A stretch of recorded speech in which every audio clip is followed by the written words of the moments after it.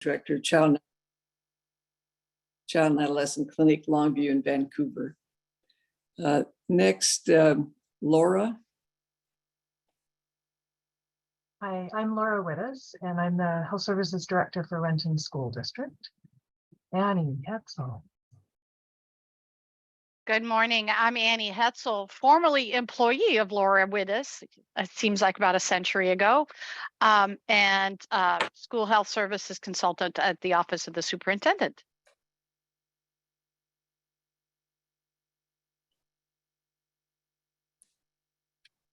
Marina, do you want to go next for us? Yeah, hi everybody. I'm Marina Martinez. I'm a program manager with the WCAAP, focused on our Immunization Learning Collaborative. You might have to help me out, Colleen, who hasn't gone yet. How about Asia? Morning, I'm Asia McCafferty, she, her pronouns. I am the systems manager of immunizations at Within Reach, working on our initiatives, including IACW. I will pass it off to Lee. Good morning, everyone. Lee Collier. I'm the Director of School Health and Student Safety at the Office of the Superintendent of Public Instruction. Nice to see everyone this morning. I'll pass it off to Christian. Thanks, Lee. Good morning, everybody. I'm Christian Stark. I'm the Program Supervisor for Behavioral Health and Suicide Prevention on Lee's team at OSPI. Maybe I can pass it to Diana. Hi, good morning, everyone. Diana Cockrell. I work in the Healthcare Authority in the Division of Behavioral Health and Recovery and serve as the section manager for prenatal through age 25 behavioral health. I'm not sure who has or hasn't gone yet. I apologize, I was a little bit late. No worries. How about Maria? Could you go next? Sure. Hi, good morning. This is Maria Huang. I'm a general pediatrician in Olympia.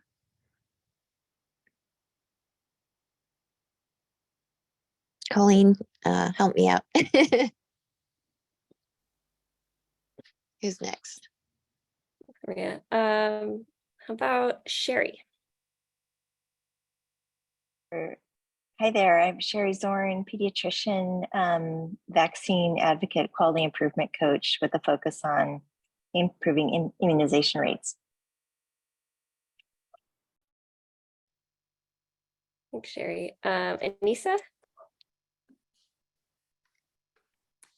Hi, everyone. I'm Anissa Ibrahim. I am a general pediatrician and the medical director of the Harborview Pediatrics Clinic in Seattle. How about Jasmine? I'll just keep calling on people because I know people were joining as we got started. Hi, everyone. It's Jasmine Zavala. I'm an adolescent medicine physician and the medical director of CMAR Adolescent Clinic in Seattle and King County, but we provide adolescents and specialty services and primary care services for all of the CMAR sites. Thank you. Enos? Hello, good morning, everybody. This is Enos. Can you hear me? Yes. Okay. Good morning. This is Enos Badja from the Healthcare Authority within the Division of Behavioral Health and Recovery, and I'm on the prenatal to 25 behavioral health section, and I'm one of the supervisors. Nice to meet everybody. Thank you. Beth, do you want to go next? Sure. Morning, everyone. This is Beth Tinker. I am a nurse and a clinical nurse consultant at the Healthcare Authority. Thanks, Beth. And David, thanks for joining. We're just doing introductions and organization that you work with. Good morning, everybody. David Escami, Amerigroup Washington. You, Elizabeth, have you gone? Hi, good morning, all. I'm Elizabeth Bieber. I use she, her pronouns, and I'm a program manager for the Best Starts for Kids immunization program at Public Health Seattle, King County. Libby, have you gone? I have not. Thank you. Good morning, everyone. I'm Libby Hine, Director of Behavioral Health for Molina Healthcare. Thanks, Libby. And Kate, I think you're our last one.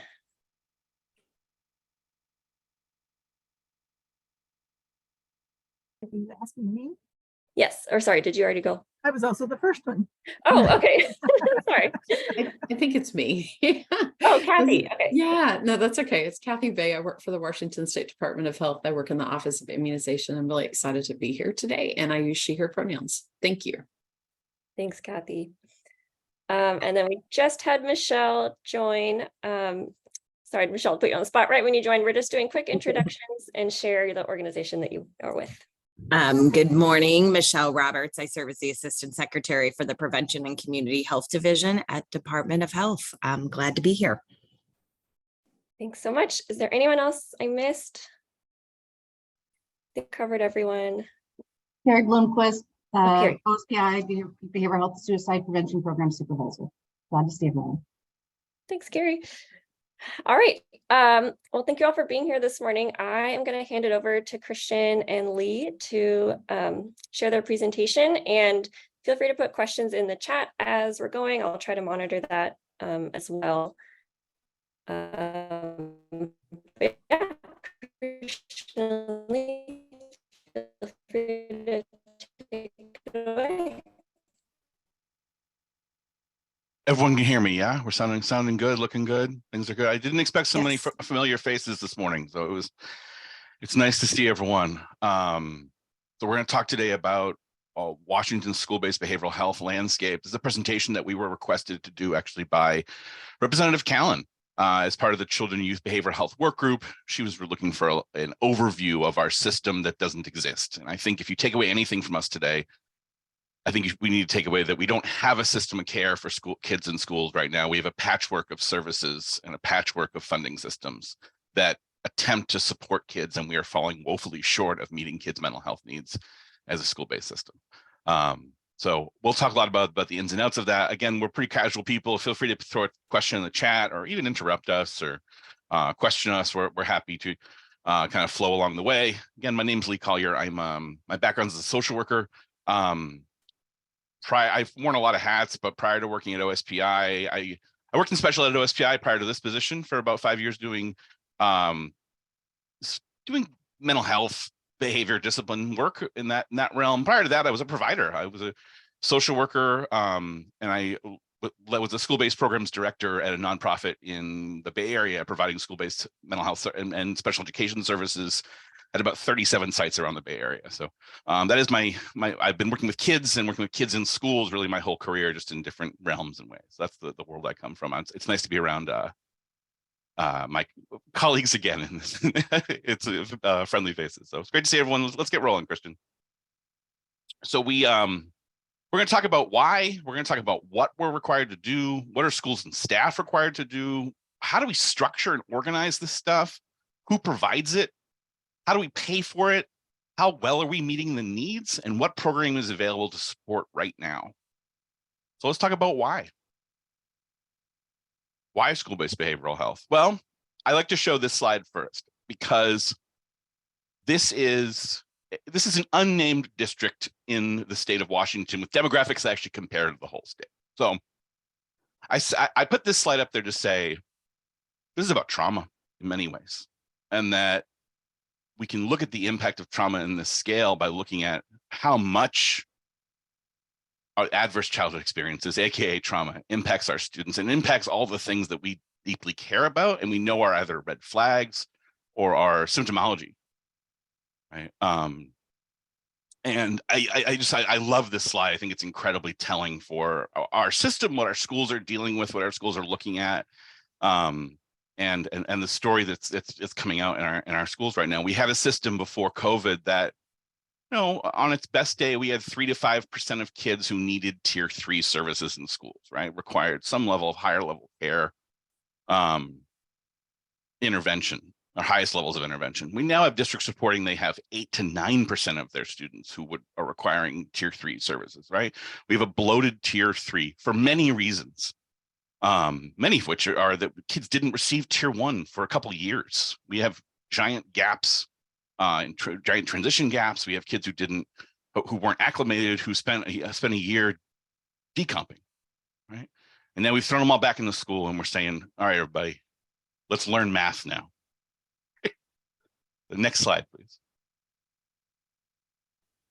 we'll go through these pretty quickly, but the Healthy Youth Survey is our main sort of why in this right now, telling us a survey done in 2021, administered across the state system. And you can see our levels are higher and higher. The furthest students are away from educational justice, there are higher rates of contemplation of suicide. Next. The Smart Center at University of Washington put out a really nice brief this year looking at the case for school-based mental health, and it showed said some pretty clear outlines, right? School-based mental health has positive outcomes for children. Schools are the place kids are all day, and receiving services there can be incredibly beneficial to them.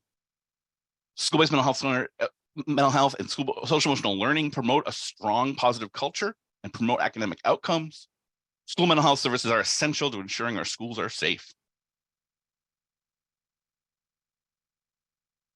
That's, I'm the director of health and safety, and I get asked a lot, like, what are things we can do to keep kids safe? Make sure they're taken care of, meet their needs, meet their social and emotional needs. That's how we keep our schools safe at paramount. If kids feel connected, if they have relationships, they don't harm each other and they don't harm our school, themselves. So that's paramount to safety. These things are intrinsically linked, as most of you know. Go ahead, Christian. Thanks, Lee. So Lee talked about why supporting school-based behavioral health is so important. I'm going to talk now about what OSPI is required to do by state law related to school-based behavioral health.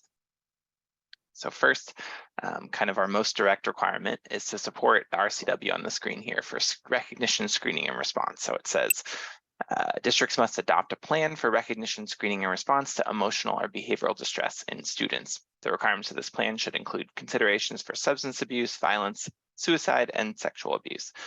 We'll get back to kind of what that looks like on the district side later, but on the state side, we do a couple things at our office to help support districts in doing that work. And one of them is we, in partnership with the UW Smart Center and UW Forefront Suicide Prevention, created what's called a model plan template. The template's a pretty large document, and it's designed for districts to be able to go through with their staff and make plans for recognition, screening, and response to hit a bunch of different checkpoints to make sure that they're ready to respond to emotional and behavioral distress. At the state level, we provide guidance to districts on effective screening, response, and referral. We facilitate kind of the use of that model plan template. Carrie Bloomquist on our team, who's here today, does a lot of work with our behavioral health navigators across the state to support this work. We'll get back to that a little bit later, but that's a big component of our work at the state level.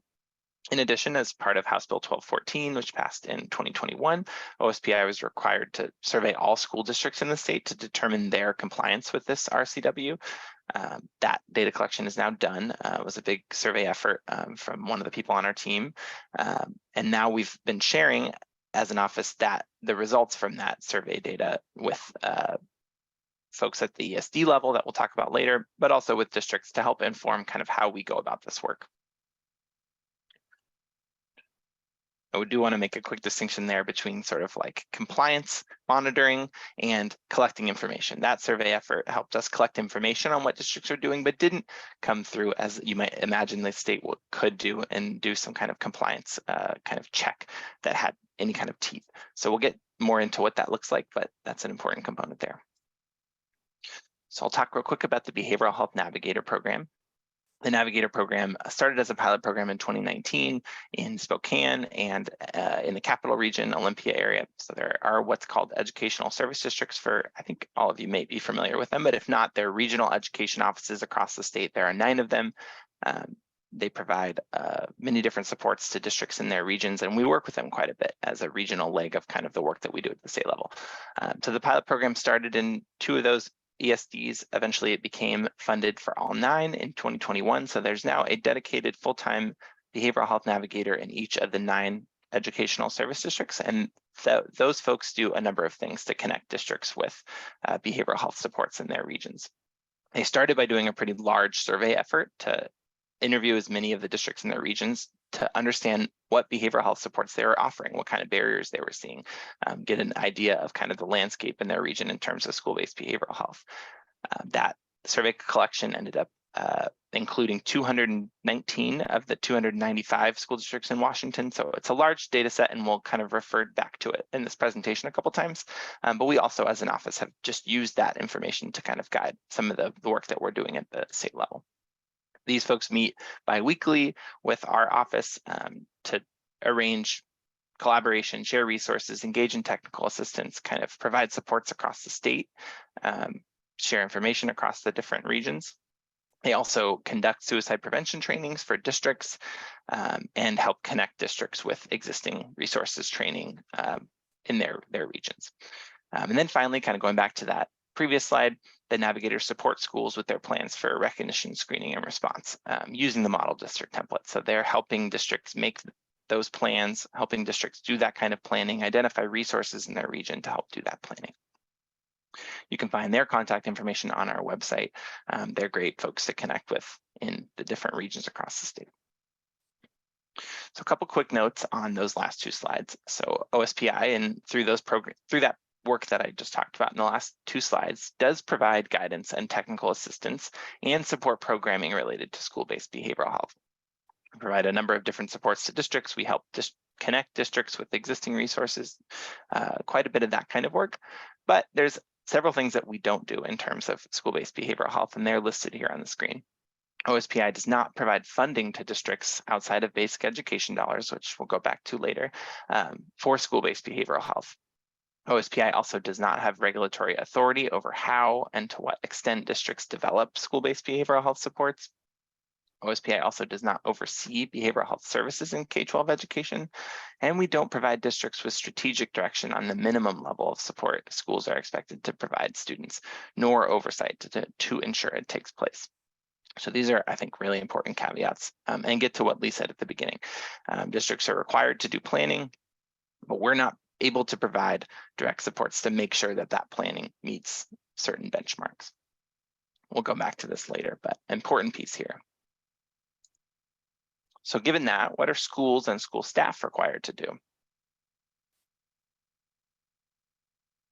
So revisiting that RCW for recognition, screening, response, the RCW calls out a number of components that should be included under a plan for recognition, screening, and response to emotional and behavioral distress in students. And that includes a number of things like you can see on the slides. It includes helping identify staff training opportunities, using the expertise of trained staff available in the district, partnerships with community-based organizations, including through at least one MOU, staff crisis response, a number of different things that a comprehensive plan for screening and recognition and response should include. And again, a major caveat here, though, is the RCW does not provide funding for districts to meet this requirement. So it says you must meet this requirement, but doesn't provide specific funding to make sure districts can do that or that districts can meet all of those components. In addition, many districts report that they don't have a local community-based organization that they can partner with, especially for behavioral health supports, but sometimes not even for other supports, right, at the community level. That also extends to things like crisis response. We're relying as a system on the fact that each district has access to crisis response, right, and that they could be able to plan for it. And that's not the case everywhere. And there's lots of good work happening that's kind of out of the scope of this presentation about making sure that happens. But I just think it's a really important piece about the landscape here that districts are required to plan for these things, but don't necessarily have all the things they need to do it. And that varies quite a bit based on where the district is, how big it is, kind of so forth. So what training requirements are required for staff? So in terms of suicide prevention specifically, using this kind of designation of educational staff associate or ESA, which includes school nurses, counselors, psychologists, and social workers. Those folks are required to complete a minimum of 3 hours of suicide prevention training for their certificate renewal every 5 years. So that training is required to go through an approval process with the Professional Educator Standards Board, or what we call PESB, and or the Department of Health. So we have a pretty defined list of trainings that meet that requirement, and these folks are required to meet it every 5 years. You'll see that the kind of contrasts from other requirements for instructional staff. Kind of continuing on from there, so for instructional staff, like teachers or other folks that support instruction, the state does provide funding or is required to provide funding for a minimum of 3 professional learning days. So those are usually done before the school year, right, with instructional staff before kids come back to school. Of those 3 required days, schools are required every other year to provide 1 day of training in social emotional learning and 1 day in cultural competency, diversity, equity, and inclusion. So I'll go a little bit more into what that includes, but really want to make clear that once every other year, 1 day every other year, instructional staff are required to have a training on social emotional learning, which can include several of other things that kind of fit under that mental health umbrella. You can see on there, using the plan for recognition, screening, and response is one of those things that could meet that requirement. Mental health literacy, good kind of mental health trainings, but that's again 1 day every other year. Outside of that, there are no other state requirements for staff training for behavioral health and suicide prevention. That includes in teacher prep programs and in ongoing teacher certification. So there's not other requirements that instructional staff and teachers are required to meet. That said, many districts do provide this kind of training, and we can look at the Behavioral Health Navigator data that I mentioned before. That includes, again, 219 school districts, to see that districts are providing some of this training, and we can see a little bit about what that is. So you can see on the screen, the most commonly cited one was youth mental health first aid. 19% of districts said they used it, and then a number of other trainings that fit under that umbrella of social emotional learning, suicide prevention, and kind of so on. But really want to make clear there aren't requirements about what those trainings have to be, or that they meet some kind of minimum threshold like there are for the ESA positions. The next kind of big piece that comes up a lot in our conversations at the policy level around mental health training is what's required. What are schools required to teach their students about mental health, substance use, suicide prevention, these pieces that fit under the behavioral health? There's a lot on the slide, and I'm not an expert in curriculum, and it's kind of a big hole you can kind of fall into if I try to get too far into it. But what I want to call out on this screen is that there are state standards for health and fitness. The law kind of calls out that mental health and suicide prevention could be included under health and fitness, but it doesn't require it to be included. So there are standards. Those standards can be met with mental health and suicide prevention components, but they don't have to be. So some districts are doing that in their health classes and some aren't. And they're not required to. And a big thing to underline here with curriculum, we're a local control state. So clearly stated in the bottom of this paragraph here, we can't tell districts what they should do to meet these requirements, and they're not required to meet a minimum threshold of, evidence-based or, certified by any kind of body or something like that to meet those requirements. So given that, districts are doing a lot of different things, and many of them are providing student instruction for mental health and suicide prevention, and that was asked also in the Behavioral Health Navigator survey. And 68% of districts said they did provide some kind of instruction for their students, but as you can see, it varies pretty widely. And we didn't get a lot of details on what it meant. So 15% of districts said they provided a mental health curriculum. We don't necessarily know what that means or what is included under it, or if it's evidence-based. That was a lot of information, but I appreciate you hanging with me. Yeah, I'm going to pass it back to Lee. We're piling it in there. So how do we organize and structure this work? You're going to hear a lot of acronyms, and I'm going to apologize in advance. You all have your own acronyms in your settings, and education has our own. We have acronyms as well, and you're going to hear a lot of them: PBIS, MTSS, ISF, WSIF. What do they all mean, and what are they? We'll try to address that a bit now.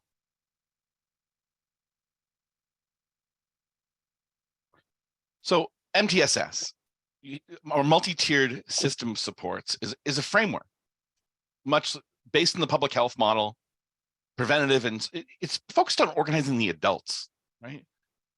Kids, there aren't tier 3 kids. There are tier 3 services provided by adults in tier 3 to students in need of those services because they've been identified as not being responsive in tier 2 to those interventions. And then tier 1, it's a system we all get.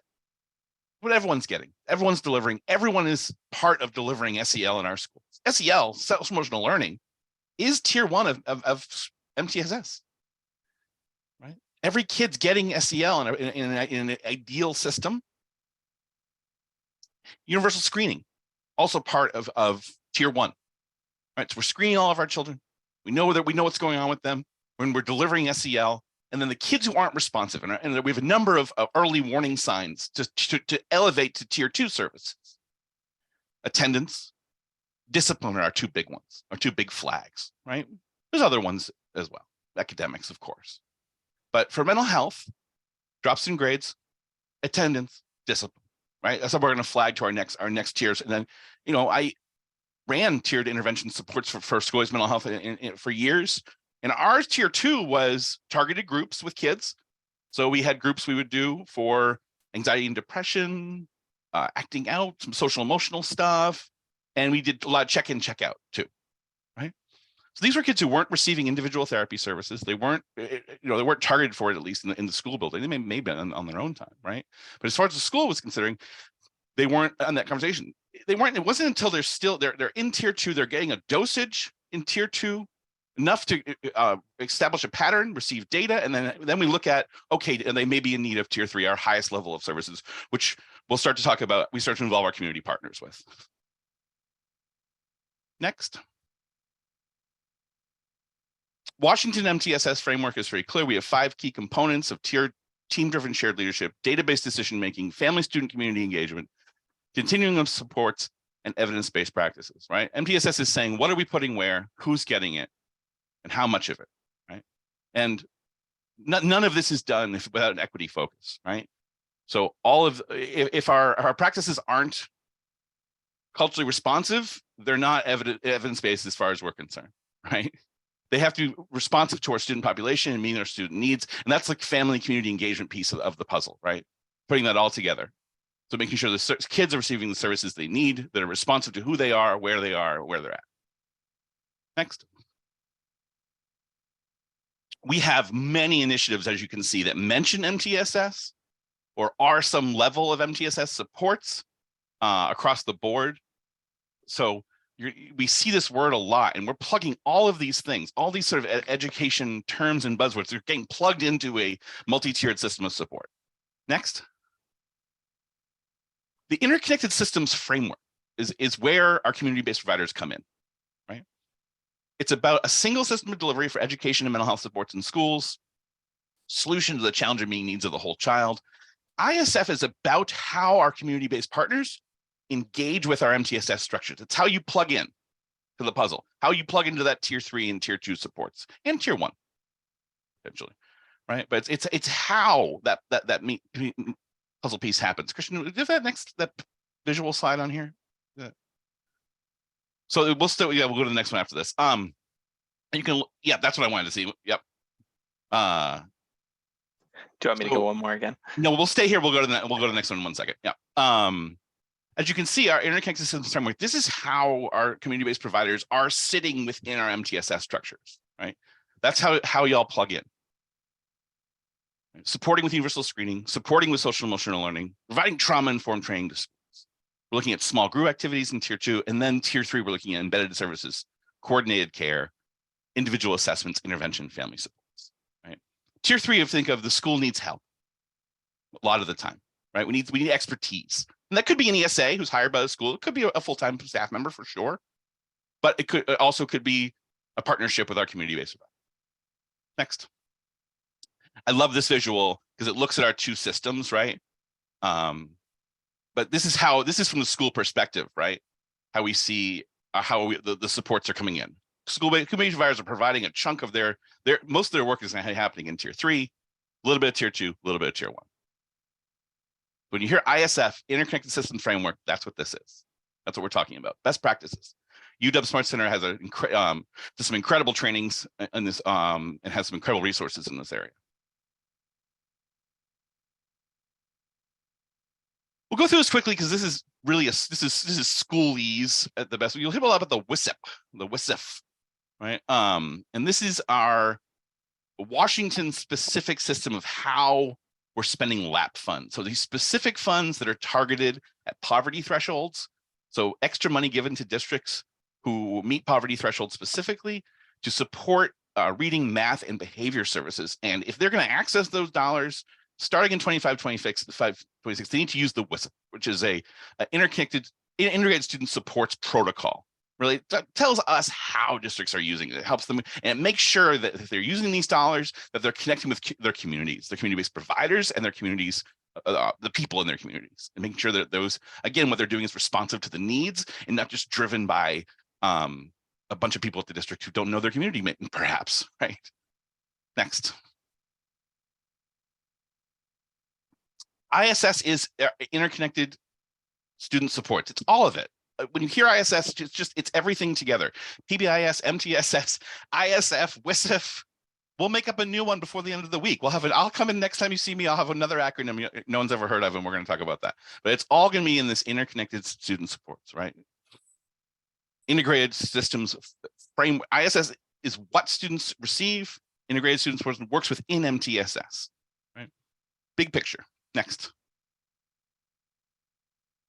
And you see, this is how our cascading supports are ideally supposed to work. All of this is flowing down to the student, right? The district is working with teams providing guidance. They're supporting their school leadership, who are supporting their school staff, who are dosing their kids, who are supporting their students with their needs and improving outcomes.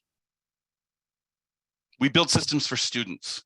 I die on that hill every time. We build systems for students. We don't build systems for adults. We've built a lot of systems for adults in our school settings. Our work is to dismantle a lot of those and to build systems to deliver supports to students. They are the center of everything we're doing. If we don't do that, we're off path. If we're not leading student first, I'm not sure what we're doing. And that's how we're pushing our team every day. And not even just, it is all students, but it's the students first who are furthest from educational justice. I see an 85% graduation rate, and I'm not patting anyone on the back. I'm worried about the 15% of kids who aren't graduating. Those are the kids we're trying to connect. Those are the kids we're trying to pull back in. That's the work. Next. Again, we're supporting practices, but less and less from our end. We're building an infrastructure. We're trying to create a sandbox for everyone to play in that's safe and equitable, right? That's becoming really, really challenging to get down to the teacher who's much more less doesn't have to think about the structure, doesn't have to worry about MTSS, just has to do their job, deliver supports to kids directly. Next. Again, yeah, this is sorry. I've been summarizing this for the last 5 minutes. Next. We can skip this one too. Next. Yeah, okay. This is, when districts ask what do we need to do to best support a student, the answer is interconnected systems of support, right? PBIS, evidence-based practices, inclusionary, all of this is going to fall into our so they say how, we're going to say through MTSS, through frameworks, through ISF, through our RTIs, or all frameworks sitting in our interconnected systems of support. All right, social emotional learning. I'll go through this pretty quickly too. I think y'all know what this is, but this is the very rock bed of a school-based behavioral health system is social emotional learning, which is a process through which individuals build awareness and skills, managing emotions, setting goals, establishing relationships, managing responsible decisions that supports success in school and life. We're helping our kids build relationships. We're helping our kids develop soft skills. Who succeeds in our society? Who thrives? Who rises to the top? Who are our leaders? Who are our champions? There are people with our strongest skills in this area, right? That's what we want to build in our kids. These are the things that employers are looking for when they don't know it a lot of times because we package them in really odd ways. But this is the work we're going to be integrating in all of our systems across the board. Social emotional learning isn't a class you're taking. It's not a dosage you're getting in health class. In an ideal world, social emotional learning is integrated across our curriculum inside and out of their academic day. They're getting SEL in math, they're getting SEL in reading, they're getting SEL in history, they're getting SEL in PE, and they're getting SEL in health. Just a little bit. We're flowing it all through there. Everything comes back to how we're engaging with each other, how we're building relationships, how we're managing emotions. Next. SEL is beneficial across the board. Hundreds of independent studies consistently demonstrate we have benefits to academics, mental health, skill development, and overall school climate. Next. Students who participate in SEL at school had decreased emotional distress, fewer externalized behaviors, improved pro-social behaviors. We are stopping that tier 3 bloat with tier 1, with SEL at tier 1 universal screening. When people come to me a lot and say our tier 3 is out of control, our school's out of control, how is your tier 1? It's always my question to them every single time. When you tell me your tier 3 is out of control, I always flip it back. How's your tier 1? What are you doing at tier 1? What supports are you providing to everybody? How do you know your kids aren't responsive to tier 1? Are you sure everyone's getting what they need? Are all of your teachers on board with this program? Right. Social emotional learning can also reduce symptoms of anxiety. You got muted, Lee. Weird. We can head it off before kids get impacted, right? We can reduce symptoms of symptoms of depression and anxiety.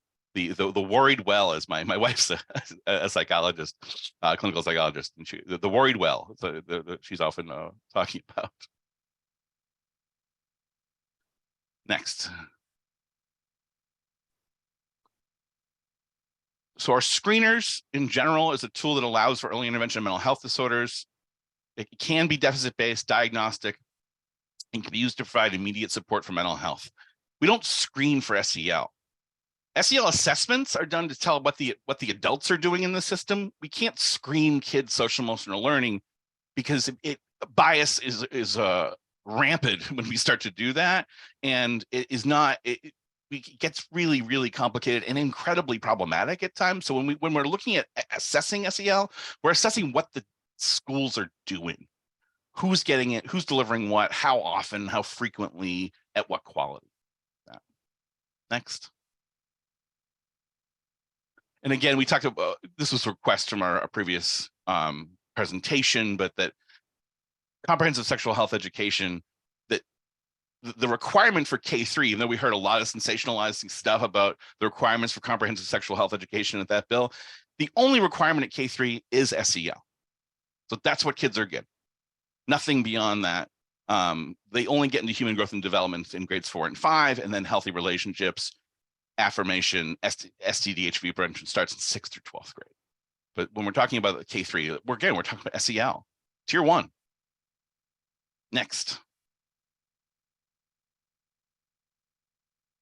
So who provides school-based behavioral health support? Let's look at this, another fantastic graph we got from our friends at the Project Aware.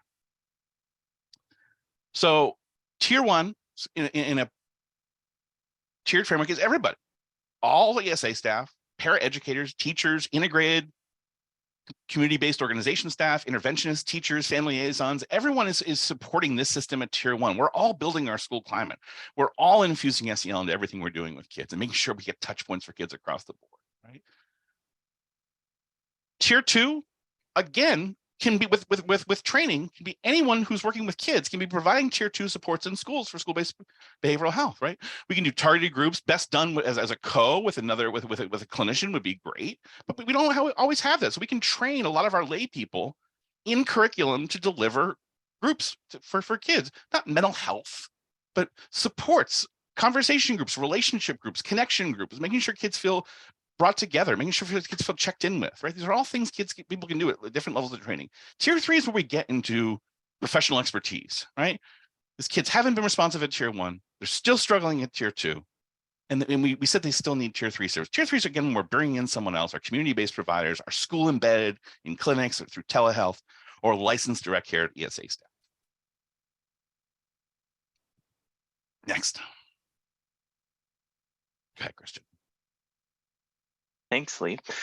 Okay, I'm going to go now into how do schools pay for school-based behavioral health support. So we talked about how they structure it, what services they are required to provide. Now, how do they pay for those kinds of supports? This is a big kind of chaotic slide, and I think it's meant to be. This is an inventory of all, so again, this is from the Behavioral Health Navigator data that I mentioned before. This is an inventory of all the different funding sources that districts cited when they were asked in that survey, how do you pay for your behavioral health supports? So it's a lot, right? This is like the first 60, and there's even some more after this. So you can kind of see as you go from most common at the top to least common, that the first couple of them are pretty steady universal funding supports, like billing for Medicaid, state basic education dollars, which we'll talk about a little bit more later, district general fund dollars, county funds in some places. And then you get to more individualized and more time limited, right? So the ones highlighted are in bold are all grant funding opportunities. So those, you all know, are often time limited and usually competitive. So not all districts get them. So the big thing to underline here is not all districts have access to all of these. And in fact, no district has access to all of these. And some districts have access to only the first couple. They may not have available county funds or available grant dollars or, you know, levy dollars in their community that can fund these things. So districts are really working with a big patchwork of funding sources to try to make things work. And that works a lot better, we see, or at least can amount to a lot more services in places like King County or Pierce County, where there are more of these sources than in places like, Lee always uses OMAC as an example, smaller communities across the state that don't have these kinds of other supports to supplement the state dollars or the Medicaid dollars. I'm going to talk a little bit now about state basic education dollars. Here's another one that you can kind of go down a rabbit hole on, so I won't burden you with too much of this, but the state funds much of its state basic education dollars using what's called a prototypical school funding formula, and that supposes an average size school and then gives funding for X amount of staff given that average size school. So specifically for ESA staff, which we've talked about a couple times today, nurses, social workers, psychologists, and counselors, you can see the funding levels for 2021, 2022. That'll be important in the next couple slides, but I just want to give you a sense of kind of the level that we're funding in terms of these dollars. You can see as an example, so a district that has 400 elementary students up here in the top left corner, they would need 5,256 students at the district to trigger enough funding for one school nurse. And you can see how that changes on down. And the important thing to note here is, I don't know the numbers, and maybe Lee, you have them on your head, but there are lots of districts in the state that have 500 or less. There are lots of districts in the state that have 100 or less students. So many districts are about not half of our triggering these. districts have under 500 kids out of 300. Thanks, Lee. So very few districts, right, are meeting these thresholds to get full staff in a lot of these areas.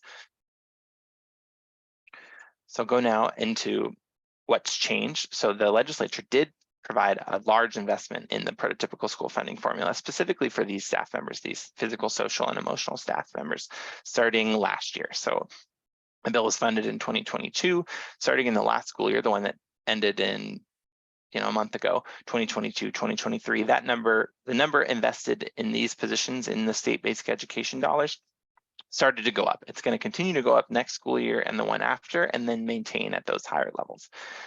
One quick thing to note, the legislature put a box around these positions. So districts don't have to use the money exactly for, nurses versus social workers versus psychologists. They can move them around, but they do have to use the money within this box of physical, social, and emotional support staff. And it includes the 4 ESA positions, but also some others, including occupational therapists, speech language pathologists, and kind of so on. So districts have some leeway in meeting their individual needs based on these positions. So quickly at the bottom of the screen, this gives you a sense of how much money the legislature invested in these increases. So last school year, they invested $113 million to increase the money allotted. This year, that'll be 230, and then it'll maintain around 350 and kind of up for inflation from there. So a pretty substantial investment across the state. Here, I'm just going to show really quickly, but you can see the numbers change each year for these four years. I'm going to skip through this and just go to this screen. So I just want to give you a sense of kind of what that could mean in practice.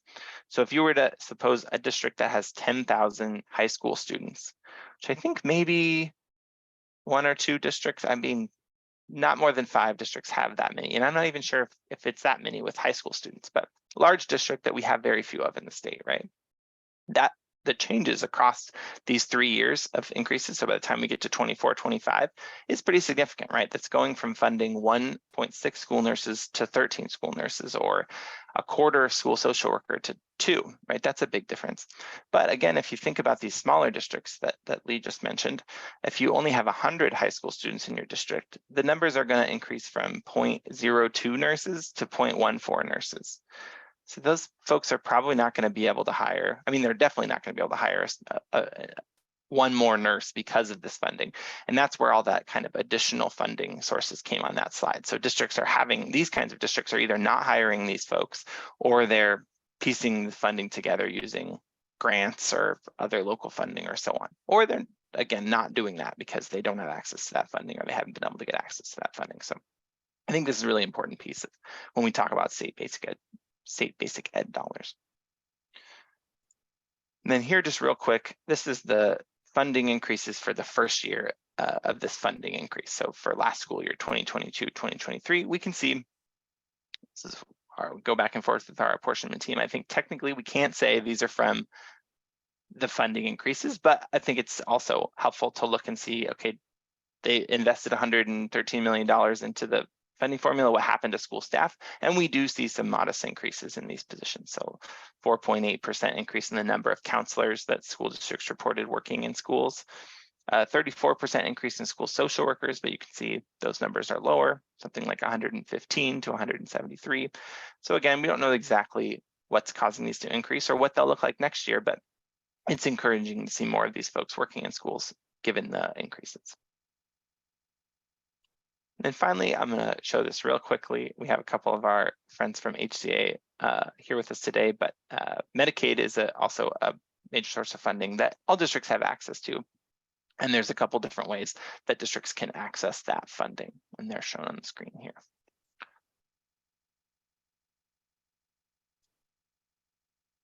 Okay, I'm going to continue on into how well are we meeting school-based behavioral health needs, given all the things we talked about. I know we have about 10 minutes left, so I'm going to go through a couple of these quickly, and then maybe we'll pause and get some questions.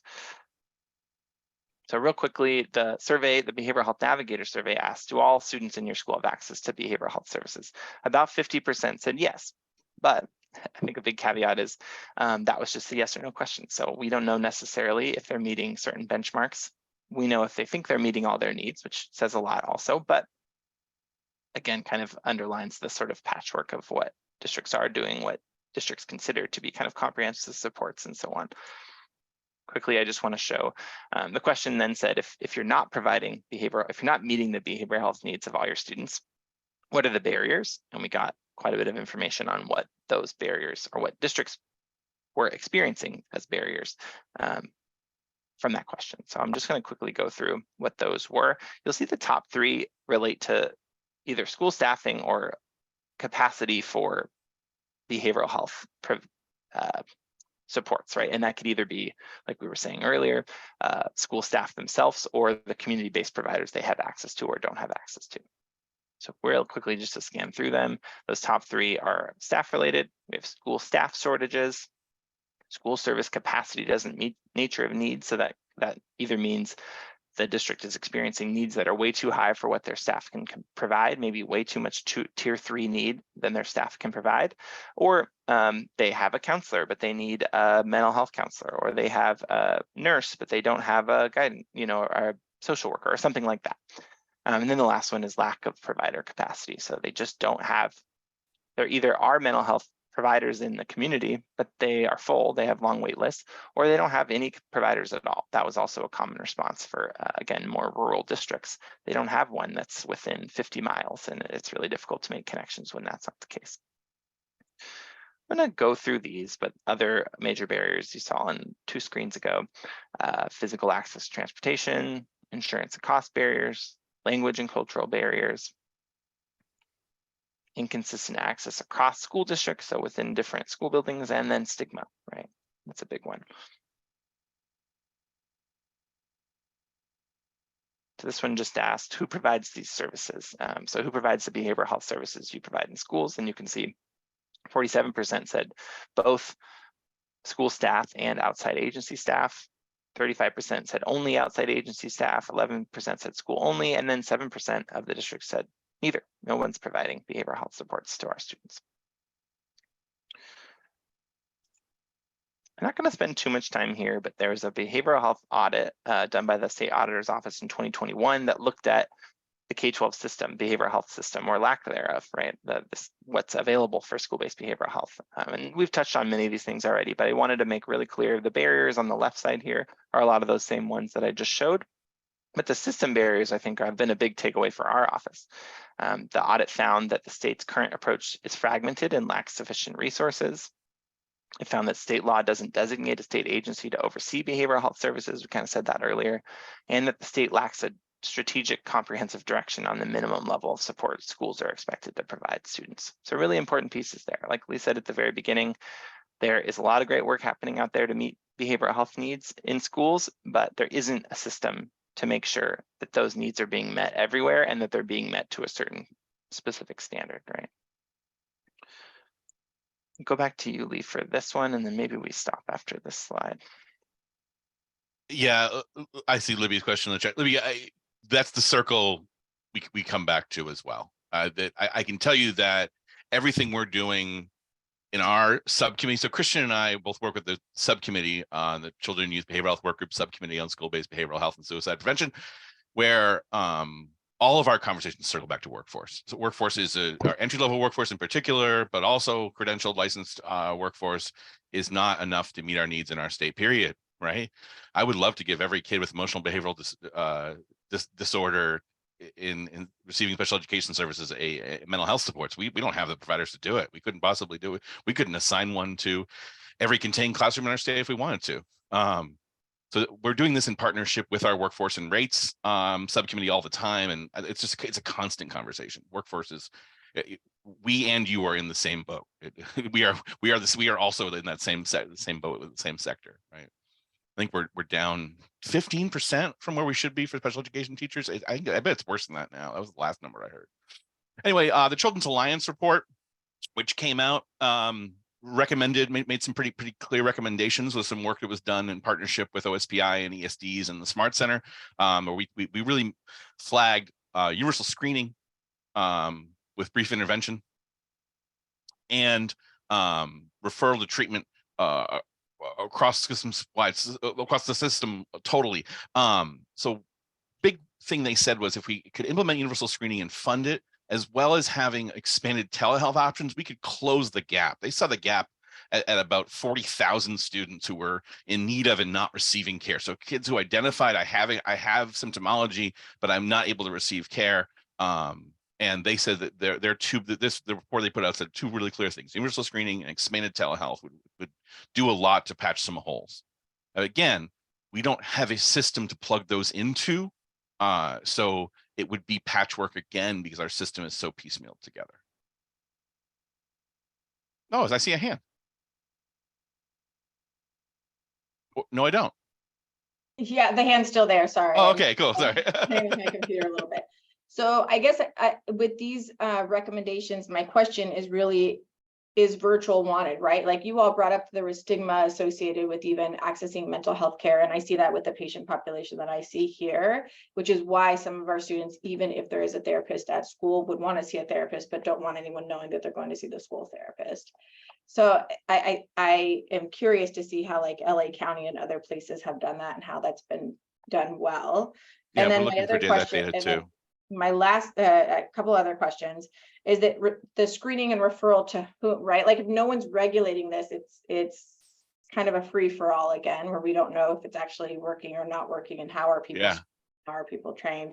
And then the last question is, what's the summer plan? So even kids that do get plugged in, they go on kind of this summer vacation from therapy, which sometimes then they're going home where there's low resources, trauma is more triggering, et cetera, et cetera. We know the summer times sometimes more dangerous for a lot of our youth that we see from certain environments. And so I didn't see that being discussed, but those are my questions. I know we've only got 4 minutes, so I just wanted to well, we had there were 35 districts in the state that invested in telehealth options with their ESSER dollars, and we're very, very interested to see what they did, how they spent the money, and we're waiting on those data. So Pasco School District, low number, gave out telehealth to every kid in the district. How many touch points do they have? They serve kids all summer through that system. We see telehealth as a finger in the dam. So telehealth is not the solution. Telehealth is plug the hole for the crisis from COVID, build the system on the back end. That's the thinking on telehealth. We're never going to solve all of our needs with it. It's not going to build an equitable system. But if we resource it appropriately, have the infrastructure to deliver it, it can put, again, finger in the dam to stop the bleeding. That's the thinking on that. There are models that provide in the summer. I think that we need, that's why we need these stronger partnerships with our community-based providers. That I know Dr. Caven's subcommittee is putting together a recommendation that we're going to partner, we're going to sign on to as a school-based committee to align better referrals, and that screening is connected. And I'm going to say it till I'm blue in the face, if you screen, you have to intervene. We can't make people do screening if the screening goes nowhere. We're going to be putting forward recommendations again to our subcommittee to put laws together for screening, because we have nothing against the Wild West. We actually do not. The Children's Alliance did recommend it as an overall goal to get care to kids, but right now we can't put screening as a requirement on our districts because they can't screen to anyone. And that creates a much larger problem, right? I think I answered all your questions. Dr. Cavens.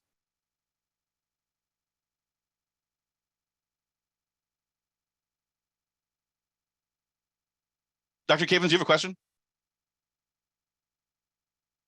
What if we instead of a school-based integrated model, we had a community-based integrated model and would staff that model with care coordinators that would drive alignment, collaboration, partnership, and that those care coordinators would be funded by commercial and Apple Health.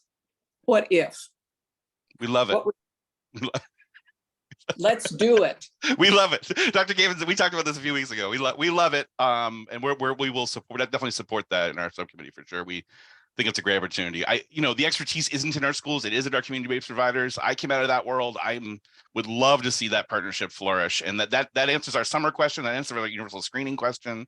I think there's a lot of possibility in that for sure. Yeah. Annie. I was just really enjoying that comment from Dr. Cavens, because I just had a conversation with somebody about, we treat the child in isolation, but the child is part of a family and a system that also often needs a lot of support. So that community-based model provides that, I think, much more robustly than schools can. Schools are delivering. Schools say they are. They're the experts in delivering instruction to kids. They're not healthcare providers, right? They're seeing the problems of unaddressed healthcare issues, and they're being forced to deal with them emergently, like triage. But they're not prepared to do that. And a partnership with our community-based providers, I see as the only way to do this in many ways, and I have for years. It's always my lens. I like that a lot. Let's figure out how to do it, Dr. Cavens. I think when the funding doesn't fall on the back, it doesn't make any sense that my kid has private insurance through me and through my job, right? But when they go to school, they can see a clinician paid for with local levy dollars. It doesn't make any sense. That's illogical, right? And I must emphasize urgency. Monday morning, I came to my clinic to go to work, and first thing I was informed of, we'd had 2 deaths over the weekend. We had a 16-year-old football player drown, and we had a child known to the community die of an overdose. So the urgency is now. Yeah, it's an if not now then when situation with this. Exactly. Yeah, that's why I'm really hesitant to ever promote one-stop solutions, because we have an urgent need to address right now, and we need to build a system, right? It's this legislative session. It's not down the road.